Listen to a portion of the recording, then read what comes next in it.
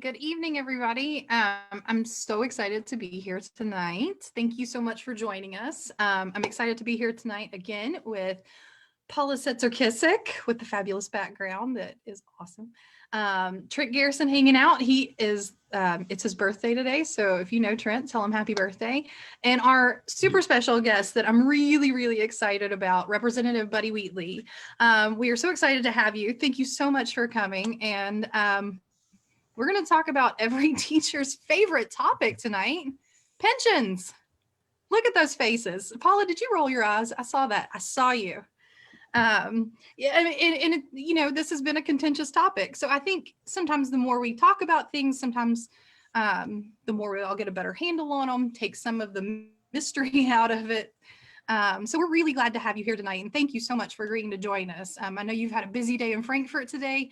So thank you so much for making time for us, because this is an important thing that we all should know a little bit more about. So thank you for coming. Thank you. Thank you for all heard that there is, we've all heard that there's a new pension bill that's yet to be filed. I think that's been sort of in the headlines and on our radars for teachers. I'll go ahead and let you get started telling us a little bit about what it does. Okay, well, if this will help, I'm going to talk a little bit about my background and where I am now as far as pension issues are concerned. You know, I am a retired firefighter, so I'm a retired CERS hazardous duty firefighter. I am getting a defined benefit pension. I retired in 2008. And then, of course, eventually went on to become a legislator. And right as soon as I joined the legislature, I was named to the Public Pension Oversight Board, which, you know, we affectionately call the PPOB. And one of the reasons I think I was put on the PPOB, I did request it, was my experience and knowledge related to pensions. And that comes from also being general counsel. I'm an attorney now for the Kentucky Professional Firefighters, and was very much involved with the 2013, I'll say, battle, but not battle enough, at least on our side, to change firefighter pensions from defined benefit to a hybrid cash balance system, which we don't need to go into too much, but not a defined benefit pension system at all. Mm-hmm. So that background and with that knowledge, I did join, I became a member of the Public Pension Oversight Board, and I enjoy that work. It's very detailed, a lot of numbers, actuaries, bills, and of course we have, you know, some really poorly funded pension plans. And I can talk quite a bit, but I won't, on what that really means to be 12%, 14%, 40%, 60, 80. Those numbers matter, and they matter a lot because the genesis for this pension plan, and I don't like the way it's been presented as, we've got to stop the bleeding. We got to stop digging the hole. We have to stop this, that, or the other to come up with a new plan that will save us all a lot of money, make everything better. But in essence, it's going to be lower benefits for the, I can easily say, the most important pension system in the state of Kentucky. So with that background, you know, I have some, as you probably can tell, I don't have warm and fuzzy feeling about this plan right now. And one of those reasons is I am a member of the Public Pensions Oversight Board. And the very first wind I've got of this bill ever existing at all was about in late November, because we got our agenda for the December meeting, and it said TRS bill. And while many people may have been aware that there was meetings going on with a new bill, nobody at PPOB had talked about it. I wasn't aware of it.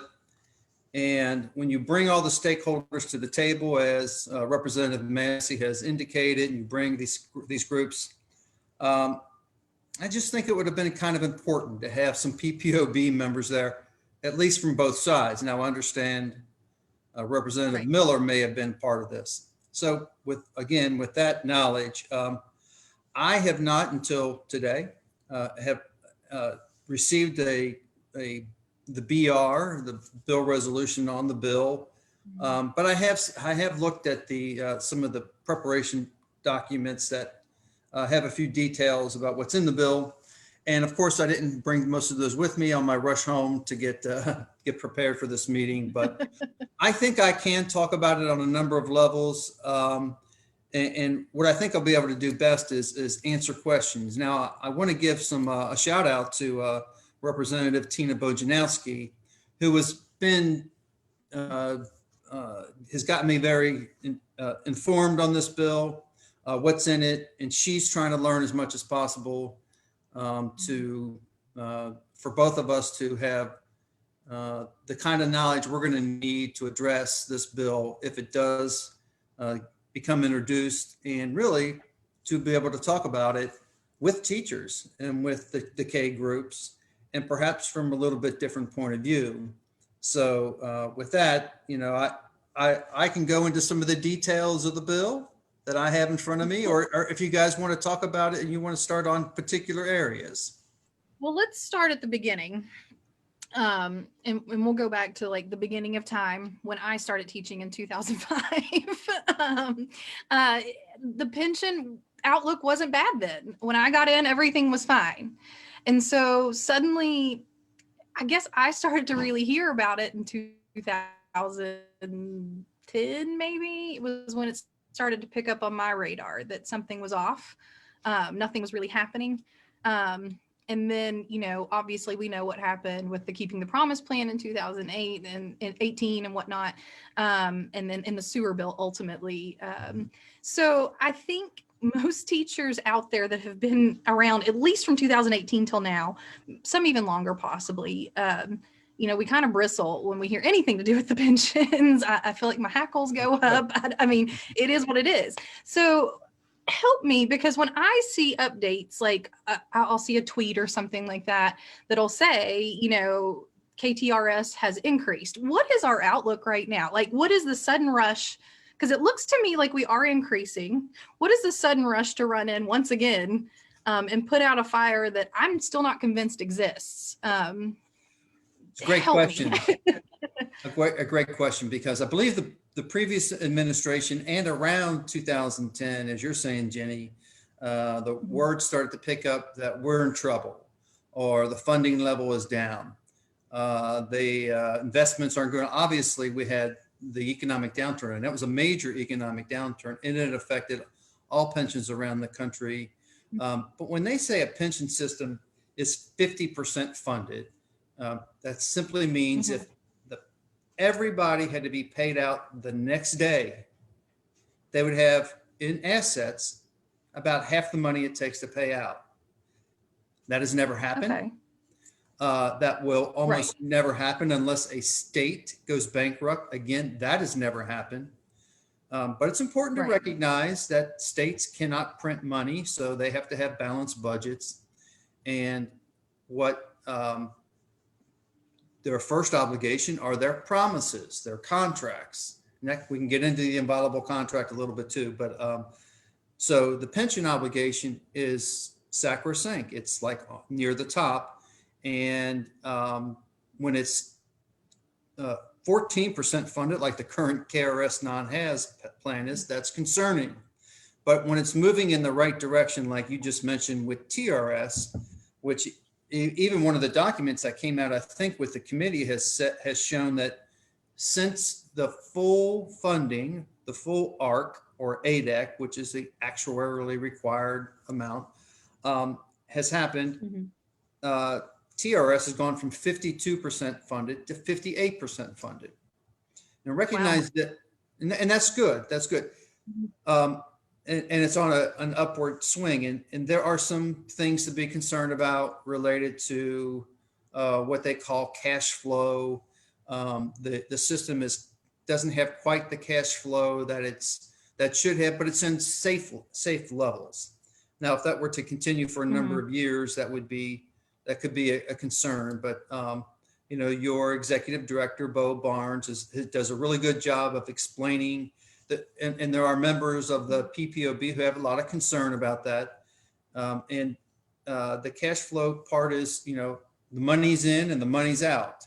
The contributions and the investment income versus how much is paid out. A little bit more is going out. But there's been some really good things related to the investments of TRS. And I think your members are probably aware, and they've heard quite a bit, that we're doing pretty good with our investments. We're up above 7% and 8%. And that's good, right? And it is. That is even a very long-term 20-year, 30-year investment returns that show that TRS has done close to 8%, which is phenomenal, compared to some. And that's one of the reasons why you're at 50%, 58%. Another positive thing is the assets growing for the TRS pension system. So it really gets into the technical parts of investing, but the fact that assets are growing by more than $1 billion, I believe, in the last year, leaves a lot more money in there to make money. You need money to make money in investments. So that's another positive thing. It isn't always quite reported in some of the reports, but it's a really positive thing for the pension system. So that narrative that started to build, you start to talk about 2010, that crisis was coming, and the pension systems are in trouble. And really that word crisis was so overused that I think it gets into the psyche of these legislators. They come in and think, oh my goodness, we need to do something. It's horrible. And it's not. Your instincts are right. It does need to continue to get better. We need to get closer to that 80%. And I'm going to use 80% as a really good target to get to for funding. To have an 80%, that's what the actuaries say is a really positive number. Most pension systems, public pension systems, this includes even beyond teachers, but all the pension systems, there's like 187 state-sponsored public pension systems. The national average is in the 70s, and Kentucky brings that down, of course, with some of its pension systems, but TRS is lower than it should be, but it's moving in a positive direction, as all of our current pension systems are, with the regular things that are happening in the economy now, and we're getting the full contribution that was missing. And you mentioned again back to 2010. That is a time when the economy was so weak that the state government put quite a bit of money into education and a couple other things, and they shorted the pension systems. Some of you might be aware that some of our pension systems in the year 2001 were well over 100%. And again, that a lot of things change, and investments can change, and all that is a factor. But by 2010, we were starting to get in trouble. And when they did not fund the pensions by the 100% ARC, it has a compounding factor, when it goes over a few years, and they started going down pretty quickly. And the economy was still kind of hurting, so investment income wasn't all that great. Wasn't in 2010 when they did the shared responsibility plan, where we teachers chipped in more money to pre-fund our health care and retirement? Was that same time, I believe? What was the beginning? Yeah, that was about that time, 2008. I think you guys did the shared responsibility, and it's always held up as a really good way to do pension reform. They really did bring everybody to the table. At least that's what I've heard. And when that happens, you get a better feeling after a pension reform bill does pass. While it was a bit painful, and some of the other pension systems, this is before they went to the tier 3, which took away the defined benefit for everybody else besides our teachers. They weren't at the table. There there was real panic, you know, that there's this crisis and this unmanageable deficits that were coming that we're concerned about, but not everybody was at the table. And there are a lot of bitter feelings still related to that tier 3 pension system that was created and still exists. And that gives me a chance to talk a little bit, but I don't want to just go on and on. I can't talk about this stuff all night. I'm going to go to a question or something, and then maybe we can get into the next topic. That reminds me, if you don't mind if I jump in really quickly, for those watching on the public or private page, if you have questions, if you just post them in the comments, and we'll try to get to as many as we can. Thank you. Absolutely. Okay, so there's a little background on how we got to where we were. And again, I still don't believe, I feel like we're moving in the right direction and we've done some of the right things to get to where we need to be going. Maybe not as fast as anybody would like, but we're going there. And so again, I'm still not convinced that everything's burning down and we need to change everything. And yet here we are again. We have a new pension bill. Representative Massey has proposed that has not been filed yet, that you have seen and have worked on at the meeting in December, I believe you said. Tell us a little bit about that. What will it change for new hires? What's going to be different for them? Okay, the way that I understand it is that the new pension plan will have a foundational portion to it and a supplemental portion to it. So the foundational amount is like the defined benefit amount. And this is the very basics of this, is that it won't be a 100% defined benefit plan. Depending on when teachers retire, they'll get somewhere from 61% of a defined benefit pension up to, I think they can get into the 80s. But again, that was another document that I don't have with me. But right. And that is really not the worst plan in the country, that's for sure. Mm-hmm. There are some other states, and this is what if I would have been part of these meetings early on, I would have said, okay, this is not a bad plan. Let's make it optional. That's what Ohio does. I'm in Covington. I represent the 65th district. And when we compete for teachers in this area, we lose them to Ohio because of their pension plan. We're going to lose them more so. But right now we don't. We don't so much. Another quick story, and my wife, I'll try to be quick about it. My wife teaches at NKU. She was at the healthcare center. This is before the COVID. Everything was shut down because of the virus. And she was, checking out, and somebody was checking her in, and they struck up a conversation with a young student who was graduating soon. She was a teacher. Mm-hmm. And she said, "Oh, we need great teachers. Thank you so much. Which school system are you going to, or have you applied here in Kentucky at some of these school systems?" And she said, the young girl just shook her head and said, "Are you kidding? With Kentucky's pension system the way it is, I'm going to Ohio." It's a real shame. That was more than a year ago, and nothing had changed yet. It's just enough of the narrative was already there that there's just problems with the pension system, and we already are losing in the recruitment battle for Kentucky's brightest, and that's a real shame. So the plan has a what they call foundational element to it and a supplemental element, and I believe you have to have 30 years in, 30 years in at age 55, you can retire and get, I think that's where you are very close to the current goal of having 70% by 27 years. Another important part of this is that the total contribution by new hires, this would go into effect, I think, January the 1st, 2022, or maybe the end of the school or the fiscal year 2022. But there is the amount of contribution is up to, I believe, 14.25% compared to the current amount, I think, is around 12 something. 12.9, I think, somewhere in that area. 12 point, and it's almost 12.9. And let me pause you there. Okay. Let me pause you there because this is a point I always think is important to make. You know, before I was teaching, I worked in hotels and restaurant service industry. And when I paid Social Security, I guess that would have been my other retirement before I started teaching. That's 6%, right, of your paycheck. Am I correct on that?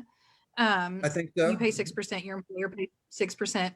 We, with no choice through of our own, because we became teachers, we pay 12.9% of our paycheck into retirement. So we're already paying over double what Social Security is.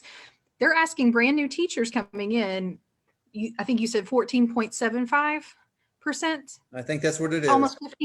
Almost 15% of their paycheck straight to retirement. And our first year teachers are not the most well-paid humans on the planet. That is an awful lot to ask them to give up. I remember how hard it was. I had, I think, maybe 3 jobs for the first several years. I started teaching because that was what I needed to do to make ends meet. And, you know, that happens, but it still happens. So off the top of my head, that already blows my mind. I couldn't imagine like having to chip that in without making. As far as I know, that's one of the highest numbers I've seen of any pension system in the country. That's just a large number. For instance, in CERS has right now, which is firefighters, police officers, first responders, the contribution amount is 8%.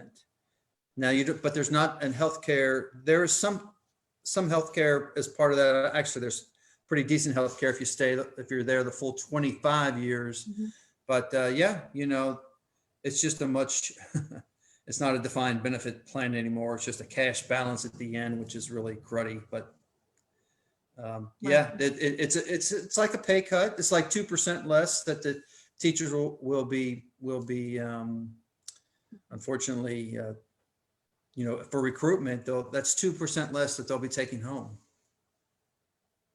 Right. And it's 2% less. And also in order to get to I think you said 61% was the base payout, somewhere in that area. I feel like, you know, for me, I have 11 more years I have to work before I can retire. I have a 4-year-old. I'm going to be working a lot more than 11 more years, but, you know, if I retire at 55, I get my full retirement, and it's not a bad deal. Like, I've looked at it, I've done my pension calculator. I'm pretty happy with where I've set myself up at. What I worry about are new teachers coming in, because I think it's extending out how long they have to retire before they can get those better payouts. And so I also worry about that. I feel like we're asking them to work longer for less money because they're having to automatically start paying it in to their pensions. And for me, that's already 2 strikes. We want you to work longer for less money. Gee, why not come here and teach? What a place. You could even say the 3rd strike is, I believe the current system is also the high 3 you can choose from, and now it's going to the high 5, which makes it also going to be a reduced amount that you receive when you retire. Right. And there's also, I'm not familiar as much as with how you could roll sick leave buyback, I believe, into the current system. But that's definitely going to be, it's definitely not part of this new bill. They claim as one of the things that was an unfunded value that was put in the bill and wasn't actuarially evaluated that what it was going to do. So all those things are basically pension reductions. Retirement security is lessened with that. And I want to say this about what happened in the fire service. You know, when I retired, I was the fire chief, and I was very aware of how the whole system worked. In Covington, we had about 120 employees, and we would give an entrance test every 2 years to become a firefighter. And that number would increase the number of people who were trying to become a Covington firefighter. For one thing, it was had a labor union and a recognized contract, collective bargaining agreement, and decent pay. We would get 300, 320, sometimes even as close to 400 every year. That was like that for a good 20 years that I'm aware of. It wasn't long in 2014, when that plan went into effect, the tier 3 plan that took away defined benefit, it went to 175 to 100 to last time they gave the test, they canceled it because they didn't have enough people to show up. And you're going to look at that, and that's reality. And people will say, well, teachers aren't thinking about their retirement when they're come out of college or when it becomes a second career. And they probably aren't. And you know what I say to that? I say, that's when it's our responsibility. It's our responsibility as legislators to recognize young teachers, firefighters, police officers. They aren't coming in, really, thinking Right. about pensions that way. But when they're 2 years, 3 years, 4 years, 5 years, they know exactly what's going on. They know what's coming to them. And that's when they make some of those career choices. So it's going to be retaining those teachers our best. And when they already are making these sacrifices to be teachers, the passion that they have for, to educate our kids, we're taking away that edge, that security for them when they get to the point where they're going to go into their later years. And yes, there's Right. we all have to deal with, well, why should these public employees get these guaranteed and lifetime benefits? Hey, we've all dealt with it, and it's because they deserve it. That's the biggest answer, the main answer. And they sacrifice their whole careers to be in public service, to teach our kids, to save lives, to protect our communities. And they should have a defined benefit pension. It's not much. And there is no Social Security. And by the way, more than half of the firefighters in the state of Kentucky do not get Social Security, or they're not eligible for Social Security. So that is another, thing that we deal with. But again, that's my thing about defined benefit pensions, and they're really important for both recruitment and retaining the best. So I have a question. And I brought this up last. Oh, go ahead, Paula. So you mentioned Go that ahead. they changed this plan and they have this foundational component and then this other component. So does this, what's being paid into the TRS plan now as far as funding? Right now, teachers are putting in the bulk of their, contributions are going into TRS with a little bit, 1-2% toward the shared responsibility healthcare. Will that same level of funding still be going in, or is it going to be diverted off into these two different components?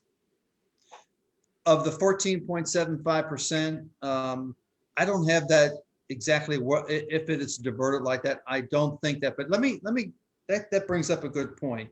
And it's about healthcare plans, pension healthcare plans.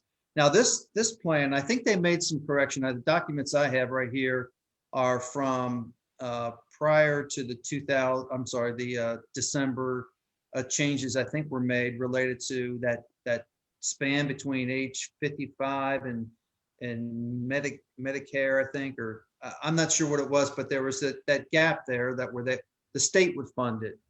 I think they have made some adjustments to the plan to be able to do that. But my point is about healthcare pension plans. About 70% of the public pension plans have no healthcare funding, even though they provide funding for healthcare, and they pull it out of the plan, out of the the assets of the plan.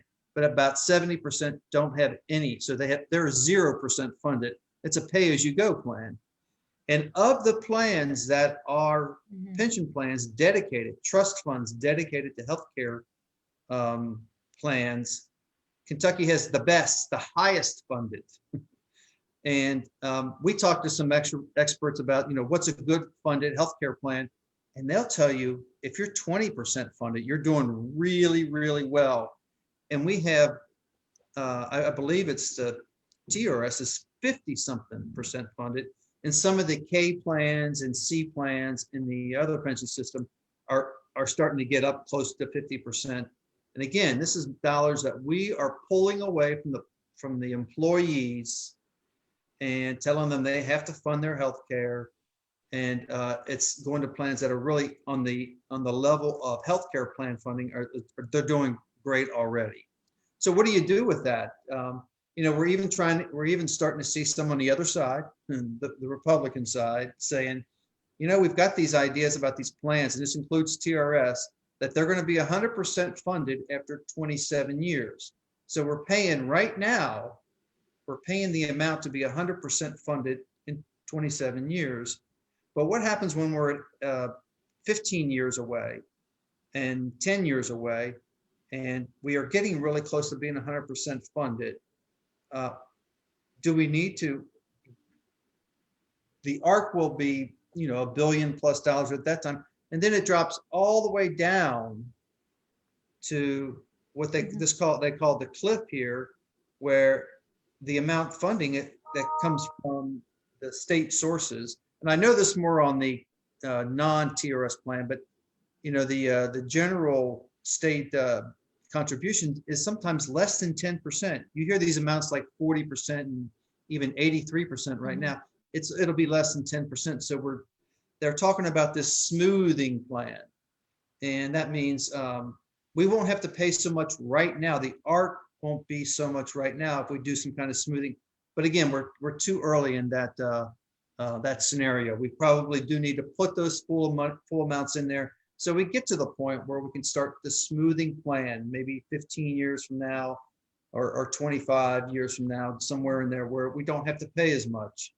But when public pensions plans are funded at that 80% to 100% level, that their ARC is much lower, much lower. So with this plan, and I don't have all the details about, well, what happens with the current teachers in the plan, the current plan, and if they don't have new dollars coming in, how do we fund ourselves? Like the new teachers aren't coming in and funding the current TRS plan if we go to a new plan. And the way I always understand it is that those are separate trust funds, and you can't commingle those funds. But again, this is one of those areas I have questions. I have lots of questions still, but I have questions about, because that part of whether or not the new plan will help fund the current teachers or the currently retired teachers are still open questions as far as I'm concerned. If you don't mind me jumping in and asking a question that is kind of on the higher education side of things. I don't know if that's something you're prepared to talk about tonight, but that's kind of been my involvement in 120 is the higher education side.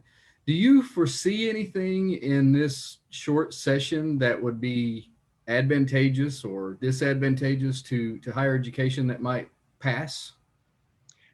Well, that's a great question, because I actually spoke on that today. The governor's budget has monies in it for the regional universities and KCTCS because of a good bipartisan agreement, a good bill that's out there. It's called a liability-based bill that will, for the regional universities. Again, if people aren't aware, that UK and U of L have basically 401k plans. And, my wife also, she's at NKU, which that's a whole nother story about how they've opted out of the system. But she has a 401k through NKU. But the other regional universities are in TRS. Some of the employees are in TRS. Some of the employees are in KRS. But the plan that is out there, and it's House Bill 8, I believe, and there's a good chance that it's going to pass, but it will require the universities to pay their actual amount. Well, for some universities, that's going to be a great savings, and for others, it's going to be an additional burden. And additional burdens for universities can mean higher tuition, higher fees. But the state is willing to create a pool of money that those universities who have to pay actual amounts that are higher than their current amounts, they can dip into this pool. It's a kind of complicated process, but it's out there. And that's what I spoke on, because the governor put $19.9 million into this pool just for our universities. So Trent, I don't know if that answered all the questions. That this plan with TRS obviously affects universities also, and I will admit to the complete ignorance that I have on what's in the university side of this plan. Yeah, that's helpful. I've been trying to go through through the bills, myself and some others. I've gone through probably half of them at this point, and I've seen some of them. We're just, and that's certainly helpful. We're just trying to get a sense. It's always hard to get a sense of what might pass and what might not pass. So yeah, thanks. Well, I'll get back to this bill too about the likelihood of passage. You probably have been keeping an eye on the legislature. We're rushing through a lot of bills right here at the beginning. Some are related, obviously related to the budget, and that's important. And typically in this short session, we don't have a budget bill. And it's good to get it done, get it out of the way, not out of the way, just so it doesn't just dominate the whole session. And of course, there's been some other bills which are just not important whatsoever in the middle of a pandemic and economic crisis, or economic situation that needs attention that we're just not dealing with. But this pension bill, I think, is not a good idea this session. Teachers can't be there. They can't provide their voice enough. And while, this pension bill does not look nearly as bad as the sewer bill, and it has brought the K groups together, which is good, which is helpful. The voices, the everyday teachers who are getting wind of this, the fact that they are making such a big change.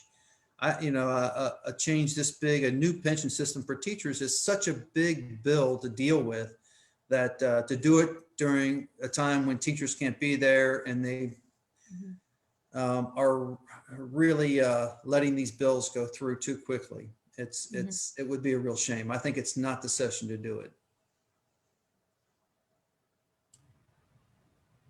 Right. So let me ask you a question.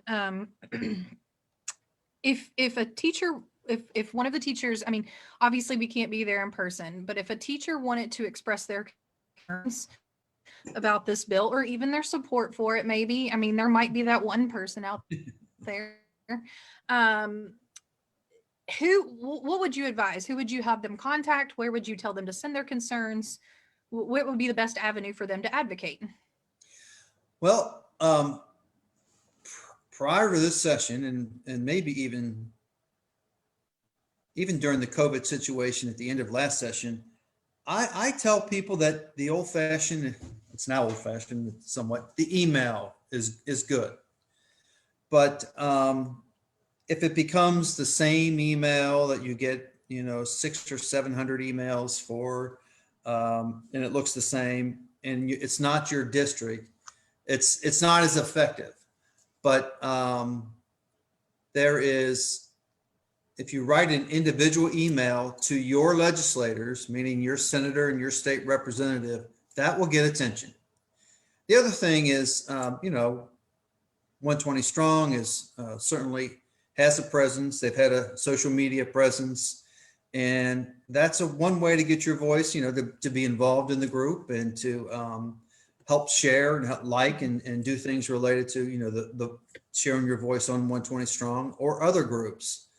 But still, I think that personal email to your legislator with your address on there, and even if you teach in one school district and you don't live in that school district, you can say, whatever your school district is, and that legislator and that senator and that House rep, that's the people you want to contact too. So actually, if you live in one and you work in another district, you've got 4 people you can contact, and it's really good. And put your address in there. Those are the ones I can tell you that teachers pay attention to. I do see a question that's come up in the chat, and I don't mind answering that at all. But if there's anything else, we can. No, it's entirely up to you. So feel free. I think I see I believe the question. A question about House Bill 19, Yes. which is, this is not pension related. It's a conversion therapy ban. And I was a supporter of that last session, and maybe for two sessions already. And I just got on that bill today, just as a matter of, just hadn't done it yet for this particular session, but I'm a strong supporter of that ban. And, Lisa Wilner and I spoke about it, like I said, maybe 2 years ago. I had heard about this this practice. I don't even want to call it a practice. It can be called torture, and have always opposed it. And we need a statewide ban on it. So yes, I do support House Bill 19. All right, thanks for answering that question. Okay. Well, that's awesome. Yeah. Does anybody else have any pension questions or any other questions for Representative Wheatley? You've been so wonderful. Thank you. It's been awesome hearing you explain things. Well, thank you. I'm glad to know you were sitting there. In my head, I can remember Travis, Brenda sitting calculator, and now that's gone. So I'm glad to know you're there. So I'm going to ask a question. Oh, sorry. No, go ahead. So this is not meant ironically because it is 2021 and not say 2018. Can we expect an actuarial analysis of how this new teacher bill could, obviously in and of itself, what are the impacts for it, but then in turn, well, how does that impact the existing TRS system? I certainly hope so. And what we need to look at is, okay, in the current system, you have 30 years in the profession, 30 years in the system, and this is what your age 60, and this is what your benefit's going to be. In the new system, what is the benefit at that point? And I think there's some unknowns there because part of your benefit is going to be the supplemental plan, which is, again, that part of the retirement insecurity, because you don't know exactly what that's going to be. If the foundational portion of it, the defined benefit portion of it, is at 60% or so, how much is the supplemental plan going to make up for that? So again, that gets into the insecurity part of the pension plan, but they may not, they'd have to estimate what that amount is. And we need those numbers, and we need those numbers to compare. I believe there has been some documents related to this, just I've not seen them. And that's just another thing, here it is. January the 11th, a session, we are 6 days into it, and we don't have nearly enough information about this plan for it to be a viable plan for this session. That's my opinion. But yes, we need to have the actuarial analysis of it.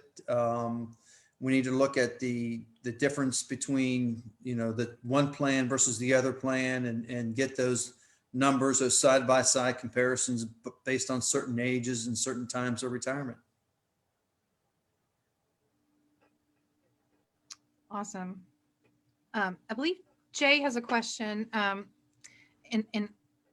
I get this. Okay, so currently if we're putting in 12.9%, I believe the state contributes 5.9% of that's kind of the match, I think, currently of what they pay towards our pensions, which is less than what you all would pay if you're paying for our Social Security. We are a bargain. But Jay has a question. He's saying in the new plan, he's looking, he says the total contribution, that's state and individual, is around 20%. And he's wondering if that means the state's even paying lower for new teachers. If they're getting a better deal, they're getting like the bargain basement clearance price here on these new teachers in their retirement. It's kind of what it looks like to me. Okay, well, what they call that is normal costs. Mm-hmm. So for teachers who are hired in the current system, when they come into the system,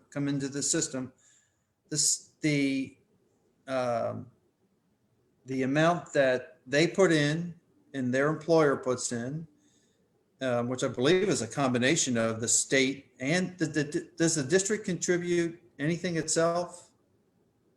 Does it all come from the state for the employer? Yes. Contribution? All from the state.